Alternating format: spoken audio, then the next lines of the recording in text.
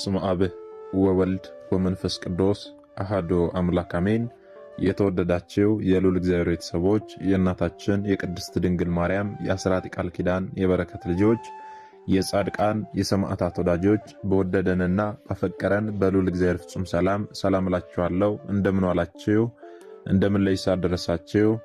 አሜን። እንደ ኃጢአታችንና እንደ በደላችን ብዛት ሳይሆን እንደ ምሕረትና እንደ ቸርነት ተመልክቶ እስከ ይሳት ያደረሰን የአባቶቻችን አምላክ ልዑል እግዚአብሔር ስሙ የተመሰገነ ይሁንልን። እርሱን ጠርተን እርሷን የማንተዋት ንጽሕተ ንጹሐን ቅድስተ ቅዱሳን ቅድስት እናታችን ድንግል ማርያም ዘላለማዊ ስሟ የተመሰገነ ይሁንልን። እንግዲህ እንደ እግዚአብሔር አምላካችን መልካምና በጎ ፍቃድ ዛሬ የምንማማረው ታኅሳስ 3 ቀን በዓታ ለማርያም እያልን የእናታችን የእመቤታችን የቅድስት ድንግል ማርያምን ዓመታዊ ክብረ በዓል በታላቅ ድምቀት እናከብራለን። ይህንን ክብረ በዓል ስለምንድን ነው የምናከብረው? በዚህ ዕለት ምን የተደረገበት ዕለት ስለሆነ ነው የሚለውን እንደ እግዚአብሔር አምላካችን መልካምና በጎ ፍቃድ ዛሬ አጠር አድርገን እንማማራለን። እንግዲህ የሚያስተምረን እግዚአብሔር ነው፣ የሚመክረን እግዚአብሔር ነው፣ የሚገስጸን እግዚአብሔር ነው። እርሱ በመካከላችን ተገኝቶ የጎደለውን አሟልቶ የተጣመመውን አቃንቶ በአፈ መላእክት አርሞ ያስተምረን ይመክረን ይገስጸን ዘንድ የእርሱ መልካምና በጎ ፍቃዱ ይሁንልን። የእናታችን የንጽሕተ ንጹሐን የቅድስተ ቅዱሳን የቅድስት እናታችን የድንግል ማርያም ምልጃ ተረዳይነቷ በረከቷ ሁሉ በሁላችን ላይ ይደርብን።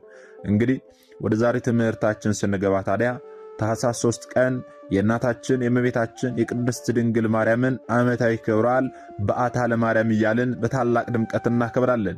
ይህንን ክብረ በዓል ስለምንድን ነው የምናከብረው?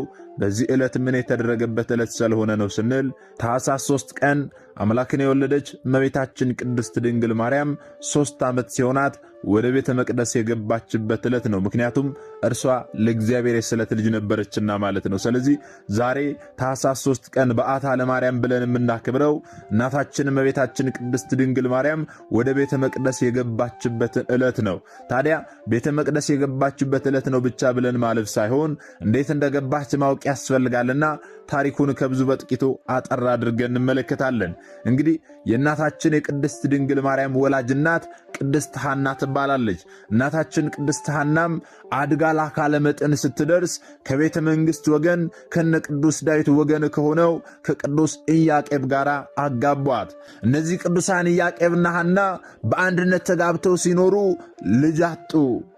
ደጋግ ክርስቲያኖች ሆነው ሳለ ሕግጋቱን ጠብቀው የሚጓዙ ሆነው ሳለ በእግዚአብሔር የተወደዱ ሆነው ሳለ ነገር ግን ልጅ ስላጡ ብቻ በዘመኑ አይሁዳውያን ይነቀፉ ነበረ።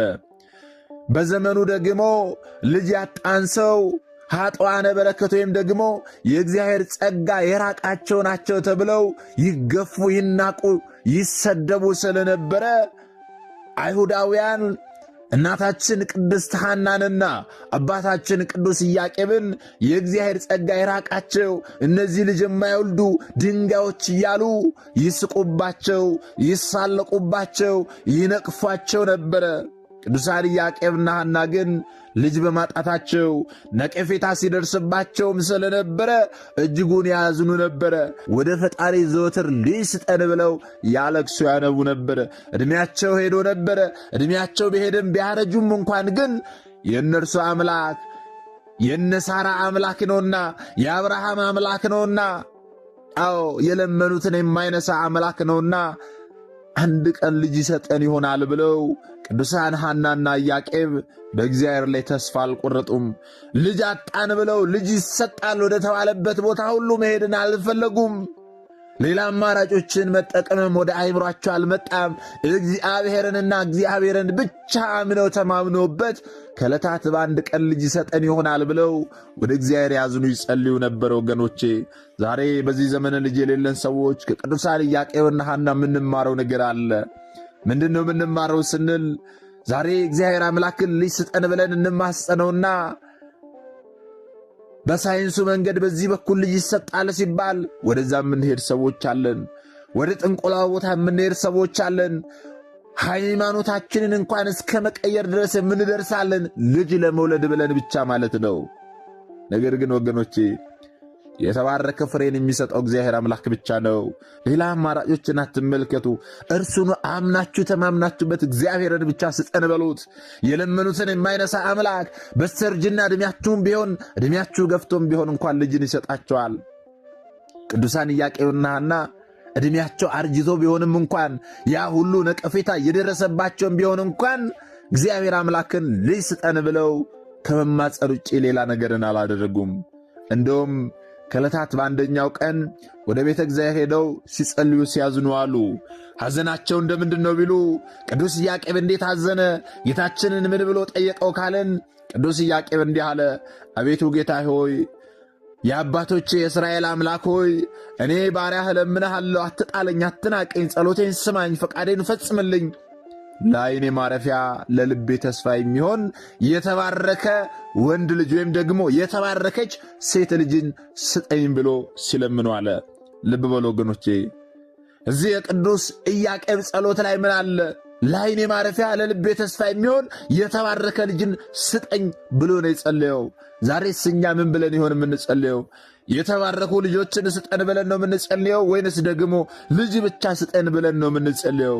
ወገኖቼ ዛሬ የአፋችንን ፍሬ ነው እየበላን ያለነው። ጌታ ሆይ፣ ልጅ ከማጣታችን የተነሳ ብቻ፣ ልጅ ከማግኘት ጉጉታችን የተነሳ ብቻ ጌታ ሆይ ምንም ይሁን ምን ልጅ ብቻ ስጠኝ ብለን እንማጸናለን። ኋላም እግዚአብሔር አምላክ የአፋችንን ፍሬ ልጅ ብቻ ሲሰጠን፣ ያ ልጅ ደግሞ ለእናት ለአባቱ የማይታዘዝ ለቤተ ክርስቲያን የማይጠቅም ለሀገር የማይጠቅም ልጅ ሲሆንብን ምን ነው ጌታዬ ሆይ ይህንን ልጅ ከምትሰጠኝ ምን ነው እንደዛው መሃን ሆኜ በቀረው ብለን መልሰን ደግሞ ፈጣሪን የምናማረር ብዙዎች አለን። ነገር ግን ጸሎታችን እንደምን ነበረ? የተባረከ ልጅ፣ ለእናት ለአባቱ ታዛዥ፣ ለቤተ ክርስቲያን አገልጋይ የሚሆን ለሀገር የሚጠቅም ልጅ ስጠን ብለን ነው የምንማጸነው ወይንስ ደግሞ ምን ብለን ይሆን የምንማጸነው ወገኖቼ? ስለዚህ ልጅ ለመውለድ ስናስብ ራሱ ጌታችንን የምንማጸነውን ነገር ልናውቅ ያስፈልጋል። የተባረከ ልጅ ስጠን፣ የተባረከች ልጅን ስጠን ብለን ልንማጸን ያስፈልጋል ወገኖቼ። አለበለዚያ መልሰን እናማርራለን። ቅዱስ ኢያቄም ለረጅም ዓመታት ልጅን በማጣት ቢሰቃይም እንኳን በጸሎቱ ውስጥ ለዓይኔ ማረፊያ ለልቤ ተስፋ የሚሆን የተባረከ ልጅ ወይም የተባረከች ልጅን ስጠኝ ያለው ምንም ይሁን ምን ልጅ ብቻ ስጠኝ አላለም ወገኖቼ። ስለዚህ ከቅዱስ ኢያቄም ጸሎት ልንማር ያስፈልጋል። እናታችን ቅድስት ሐናም በበኩሏ ደግሞ ጸለየች። ምን ብላ ጸለየች ስንል አቤቱ ጌታዬ ሆይ የአባቶቼ የእስራኤል አምላክ ሆይ እኔ ባሪያህ እለምንሃለሁ፣ ስማኝ፣ ለዓይኔ ማረፊያ ለልቤ ተስፋ የምትሆነኝን የተባረከች ሴት ልጅ የማኅፀኔን ፍሬ ስጠኝ ብላ ጸለየች፣ ተማጸነች። ልብ በሉ እናታችን ቅድስት ሐናም የተባረከች ልጅን ስጠኝ ብላ ነው የተማጸነችው። የማኅፀኔን ፍሬ ስጠኝ ብላ ነው የተማጸነችው። ስለዚህ ዛሬ እኛ በጸሎታችን መሃል ልጅ ብቻ ስጠን፣ ፍሬ ስጠን ብለን ብቻ ስለምንጸልይ ነው ትውልዱ ዛሬ ወዴት እየሄደ እንደሆነ ታዩታላችሁ ወገኖቼ። ስለዚህ እግዚአብሔር አምላክ የወለድናቸውንም ልጆች እንዲባርክልን፣ ገና ወደፊት እግዚአብሔር አምላክ የሚሰጠንንም ልጆች እንዲባርክልን የተባረኩ ልጆችን ስጠን ብለን እንማጸን ያስፈልጋል።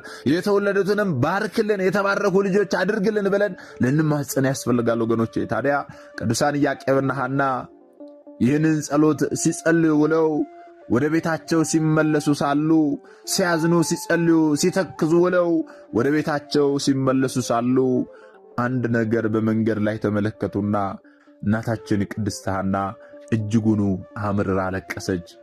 ሲጸልዩ ውለው ወደ ቤታቸው ሲመለሱ ሳለ ርግብ ከልጆቻቸው ጋር ስትጫወት አይታ እናታችን ቅድስት ሐና አቤቱ ጌታ ሆይ ለዚች ግዕዛን ለሌላት እንስሳ ልጅ የሰጠ አምላክ ሆይ ምነው እኔን ሐናን ድንጋይ አድርገህ ፈጥረኸኛልን ብላ አምርራ አለቀሰች። አዕዋፋት እንኳን ልጆች አላቸው፣ ለእነዚህ ርግቦች እንኳን ልጅ የምትሰጥ አምላክ ሆይ ምነው እኔን ሐናን ድንጋይ አድርገህ ፈጥረኸኛልን? ምነው ለእኔ ለሐና ልጅ የማትሰጠኝ ብላ እናታችን ቅድስት ሐና እጅጉኑ አምርራ አለቀሰች። ቅዱስ ኢያቄም እጅጉኑ አዘነ። ታዲያ አምርራ ካለቀሰች በኋላ ካዘነች በኋላ ወዲያውኑ ተያይዘው ከሊቀ ካህናቱ ከዘካርያስ ዘንድ ሄደው አቤቱ ጌታችን ሆይ አሉ። ወንድ ልጅ ብንወልድ ተምሮ ቤተ እግዚአብሔርን አገልግሎ እንዲኖር እንሰጣለን። ሴት ልጅም ብንወልድ ማይ ወይም ደግሞ ውሃ ቀድታ መሶበ ወርቅ ሰፍታ መጋረጃ ፈትላ ካህናትን አገልግላ እንድትኖር እንሰጣለን ብለው ስዕለትን ተሳሉ። ካህኑ ዘካርያስም እግዚአብሔር ጸሎታችሁን ይስማችሁ፣ ስዕለታችሁን ይቀበልላችሁ፣ የልቡናችሁን መሻት ሁሉ ይፈጽመላችሁ ብሎ ካህኑ ዘካርያስ አሳረገላቸው። ከዚህ በኋላ እናታችን ቅድስት ሐናና ቅዱስ ኢያቄም ዕለቱኑ ራእይ አይተው ነገር አግኝተው አደሩ። ምን አይነት ራእይ አገኙ? ምን አይነት ራእይ አዩ ስንል ቅዱስ ኢያቄም ሰባቱ ሰማያት እንደ መጋረጃ ተገልጠው ከላይኛው ሰማይ ነጭ ወፍ ወርዶ በራሴ ላይ ሲቀመጥ አየሁ አለ። ወፍ የተባለው ጌታችን መድኃኒታችን ኢየሱስ ክርስቶስ ነው። ነጭነቱ ንጹሕ ባህሪው ነው። ከላይኛው ሰማይ ነጭ ወፍ ወርዶ በራሴ ላይ ሲቀመጥ አየሁ ማለቱ እግዚአብሔር አምላክ የኢያቄምን ወይም ደግሞ የሰውን ባህሪ እንዳደረገው ጠይቅ ነው። ሰባቱ ሰማያት የተባሉ የጌታችን ልዩ ልዩ ባህሪው ናቸው። ምላቱ፣ ስፋቱ፣ ርቀቱ፣ ልዕልናው፣ እበው፣ መንግስቱ ናቸው። ይህንን ራእይ ተመለከተ አባታችን ቅዱስ ኢያቄም። እናታችን ቅድስት ሐናም እንዲሁ እኔም አየሁ አለችው። ምን አየሽ ቢላት፣ እርሷም ደግሞ ነጭ ርግብ መጥታ በራሴ ላይ ወርዳ በጆሮዬ ገብታ በማኅፀኔ ስትተኛ አየሁ አለችው። ርግብ የተባለችው እመቤታችን ቅድስት ድንግል ማርያም ናት። ነጭ መሆኗ ንጽሕናዋ፣ ቅድስናዋ፣ ድንግልናዋ ነው። ነጭ ርግብ መጥታ በራሴ ላይ ተቀምጣ ከራሴ ወርዳ በጆሮዬ ገብታ በማኅፀኔ ስትተኛ አየሁ ማለቷ ደግሞ ብስራተ ገብርኤልን በጆሮዋ ሰምታ እመቤታችን ቅድስት ድንግል ማርያም ጌታችንን መጽነሷን ነው። ይህንንም ራእይ ያዩት ታዲያ ሐምሌ 30 ዕለት ነው። ልብ በሉ ታዲያ ቅዱሳን ኢያቄምና ሐና ይህንን ራእይ ከተመለከቱ በኋላ ይህንን ራእይ ካየን ነገር ካገኘን ብለው ዕለቱኑ በሩካቤ ሥጋ አልተገናኙም። ፈቃደ እግዚአብሔር ቢሆን ብለው ፈቃደ እግዚአብሔርን ለመጠየቅ አዳምንና ሔዋንን ብዙ ተባዙ ምድርንም ሙላት ብሎ ያበሰረ አምላክ ለእኛስ ይልክልን የለምን ብለው ዕለቱኑ አልጋ ምንጣፍ ለይተው እስከ 7 ቀን ድረስ ለየብቻቸው ሰነበቱ። ፈቃደ እግዚአብሔር ቢሆን ብለው የእግዚአብሔርን ፈቃድ ሊጠይቁ ለ7 ቀናት ያህል ለየብቻቸው ሱባኤ ያዙ። እግዚአብሔር አምላክን በጸሎት ሲማጸኑ ቆዩ።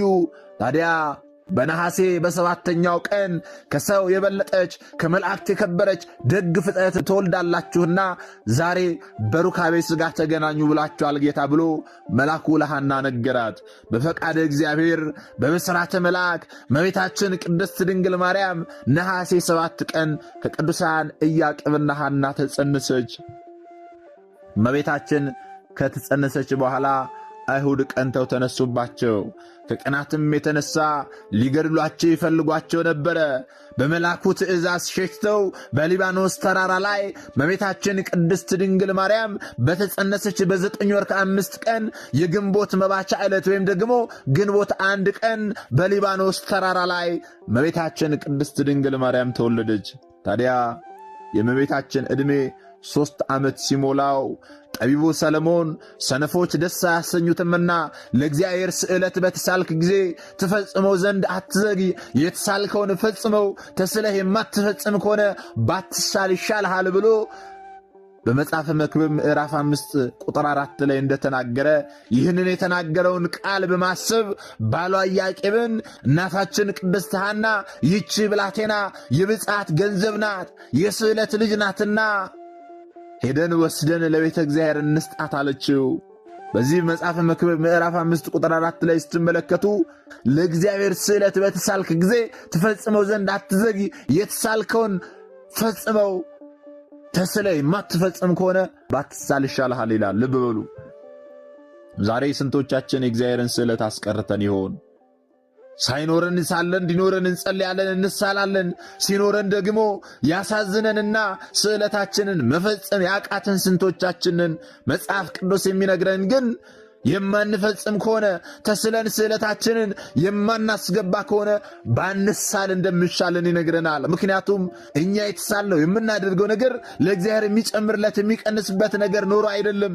ነገር ግን ራሳችን ለእግዚአብሔር እናደርጋለን ብለን በአንደበታችን በቃላችን በአፋችን የተናገርናትን ነገር አለማድረጋችን ኃጢአት ስለሚሆንብን ነው። ወገኖቼ የተሳልን ሰዎች ስዕለታችን ልንፈጽም ያስፈልጋል። ማንም ተሳሉልኝ ብሎ ወይም ደግሞ እግዚአብሔር አምላክ ካልተሳላችሁ አልሰጣችሁም አላለንም።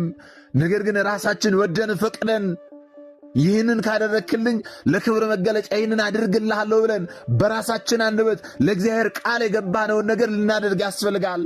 ራሳችን ቃል ገብተን ቃላችንን የማንፈጽም ከሆነ ኃጢአት ይሆንብናል። ወገኖቼ እስከ ዛሬ ስዕለትን ተስላችሁ ስዕለት ያላስገባችሁ ሰዎች ካላችሁ ለንስሐ አባታችሁ ነግራችሁ ቀኖና ልትወስዱ ያስፈልጋል።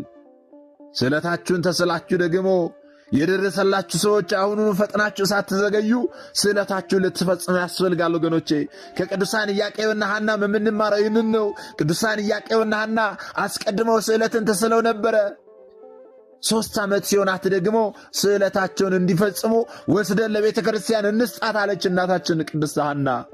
ወገኖቼ ልጅንም ያህል ነገር ነው አንስተው ለቤተ እግዚአብሔር የሚሰጡት። በልጅ እጦት ነበረ ለረጅም ዓመታት ሲሰቃዩ የነበሩት።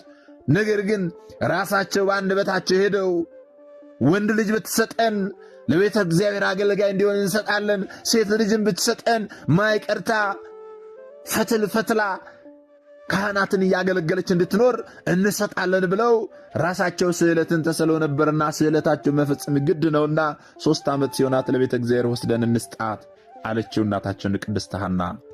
እርሱም ታዲያ ፍቅርሽ ይለቅልሽ ብዬ ነው እንጂ እኔማ ፈቃዴ ነው አለ። ኢያቄም ይህንን ማለቱ ሐና እመቤታችንን በመካንነት ኖራ ያገኘቻት አንድያ ልጇ ናትና ከፍቅሯ ጽናት የተነሳ ተለይታትም አታውቅም ነበርና ነው ይህንን ቃል የተናገረው። ከዚህም በኋላ ቅድስት ሐና ከቅዱስ ኢያቄም ጋር በመሆን ካህኑ ዘካርያስ ወደሚገኝበት ቤተ መቅደስ ልጃቸውን ወሰዷት። ቅዱሳን ኢያቄምና ሐና እግዚአብሔርን በማመስገን ካህኑ ዘካርያስን ይቺ ብላቴና ስዕለት ተስለን አምላካችን በቸርነቱ የሰጠን ናትና ተቀበለን አሉት። እርሱም ታዲያ እመቤታችን ቅድስት ድንግል ማርያምን ቢያያት እንደ ፀሐይ የምታበራ እንደ መብረቅ ግርማዋ የሚያስፈራ የምታበራ ዕንቁ ባሕር መስላ ታየችው።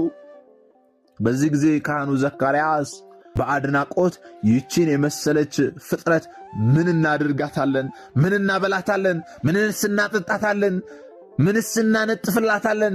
ምንስ እንጋርድላታለን? ብሎ ሕዝቡን ሰብስቦ ስለ እመቤታችን ምግብ፣ ስለ እመቤታችን መጠጥ፣ ስለ እመቤታችን ስለምትተኛበት ስለሚጋረድላት ነገር ሁሉ ሲጨነቁ አለ።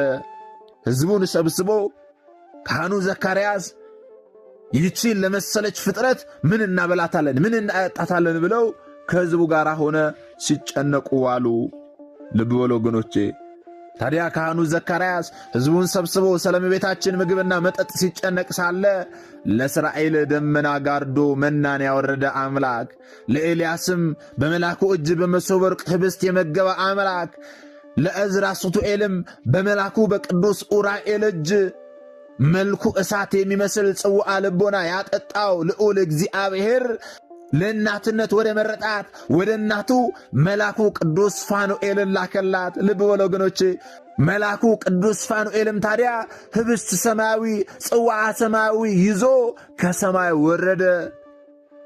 ዘካርያስ ለእርሱ የመጣ ሀብት መስሎት ታጥቆ እጅ ነስቶ ቢቆም ሊቀበል ቢቀርብ ቅዱስ ፋኑኤል ወደ ሰማይ ራቀ። ልብ በሉ። ቅዱስ ፋኑኤል ኅብስት ሰማያዊ ጽዋዓ ሰማያዊ ይዞ ወደ ምድር ረቦ በተመለከቱት ጊዜ ለእኔ የመጣ ሀብት ይሆንን ብሎ ካህኑ ዘካርያስ ወደ መልአኩ ቀረበ። ወደ መልአኩ ሲቀርብ መልአኩ ከእርሱ ወደ ሰማይ ይርቃል። ከስምዖን ጀምሮ በዚያ የተሰበሰቡ ሰዎች በተራ ቢሞክሩም በተመሳሳይ መልኩ ከእነርሱ ይርቅባቸዋል። እነርሱ ሲጠጉ እርሱ ወደ ሰማይ ይርቃል። እነርሱ ሲመለሱ ደግሞ መልአኩ ወደ ምድር ዝቅ ይላል። ተራ በተራ ቢሞክሩም መልአኩ ቅዱስ ፋኑኤል ከእነርሱ ራቀባቸው። በዚህ ጊዜ ታዲያ ምናልባት ለእንግዶች የመጣ ሀብት እንደሆነ ብለው ቅዱሳን ኢያቄምና ሐና እንዲቀርቡ አደረጋቸው። ነገር ግን እነርሱም ወደ መልአኩ ሲቀርቡ መልአኩ ቅዱስ ፋኑኤል ከእነርሱ ይርቃል። ዘካርያስም ታዲያ እንዲህ አለ፣ ለሐና እንዲህ አላት፣ እግዚአብሔር የሚያደርገውን የሚያውቅ የለምና ልጅቷን እመቤታችን ቅድስት ድንግል ማርያምን በዛው ትተሻት አንቺ ተመለሽ አላት። በዚህ ጊዜ እመቤታችን ቅድስት ድንግል ማርያም እናቷን ስትከተል ሳለ መልአኩ ቅዱስ ፋኑኤል ወደ እርሷ ቀርቦ አንድ ክንፉን አንጥፎ አንድ ክንፉን ጋርዶ እመቤታችን ቅድስት ድንግል ማርያምን መገባት። ከዚያም በኋላ ታዲያ በክብር ወደ ሰማይ አረገ። ሊቀ ካህናቱና ሕዝቡም ታዲያ የምግቧ ነገር ከተያዘልን በቤተ እግዚአብሔር ትሁን ብለው ትኑር ብለው ወደ ቤተ መቅደስ አስገቧት።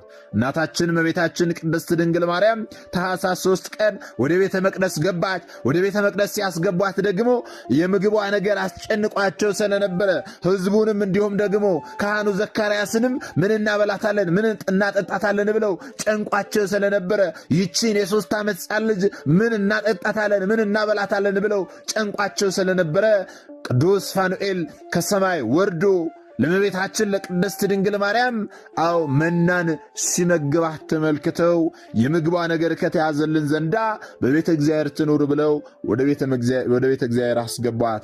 ይህ የሆነው ታኅሳስ 3 ቀን ነው።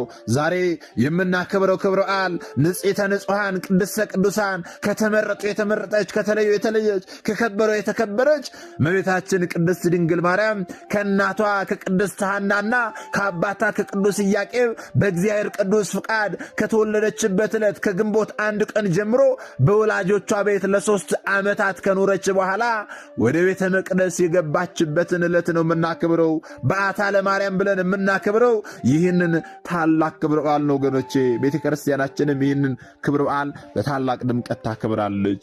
ታዲያ ይህንን ክብረ በዓል ስለምን እንደምናከብር ከብዙ በጥቂቱ አጠር አድርገን ከተመለከትን ዘንዳ ሌሎችም እንዲያውቁ እንዲረዱ የተማራችሁትን ያወቃችሁትን ሁሉ ልታሳውቁ ልታስተምሩ ያስፈልጋል።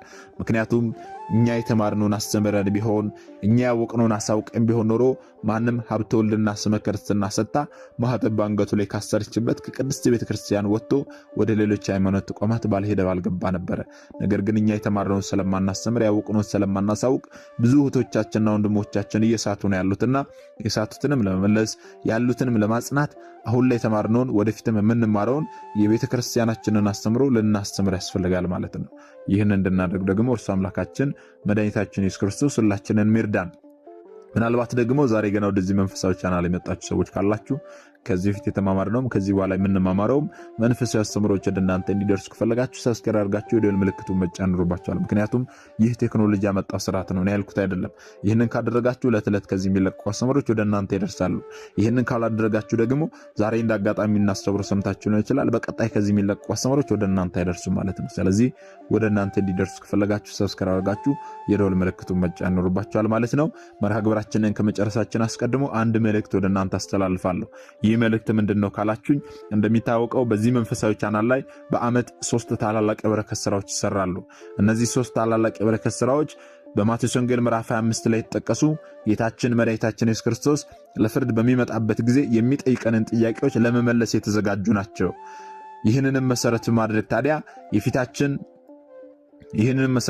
ታዲያ ከፊታችን የሚመጣውን የጌታችንን የልደት በዓል ምክንያት ማድረግ በየሆስፒታሉ የሚሰቃዩ በተለይም ደግሞ የመድኃኒት መግዣ እንኳን አጥተው የሚሰቃዩትን እህቶቻችን ወንድሞቻችን ሆስፒታል ድረስ ሄደን እንጠይቃለን እንጎበኛለንና በዚህም ደግሞ ታምሜ ያልጠይቃችሁኝ የሚለውን ጥያቄ እንመልሳለንና እዚህ በረከት ስራ ላይ ሁላችሁም አነሰ በዛ ሳትሉ ያቅማችሁ ልትሳተፉ ያስፈልጋል።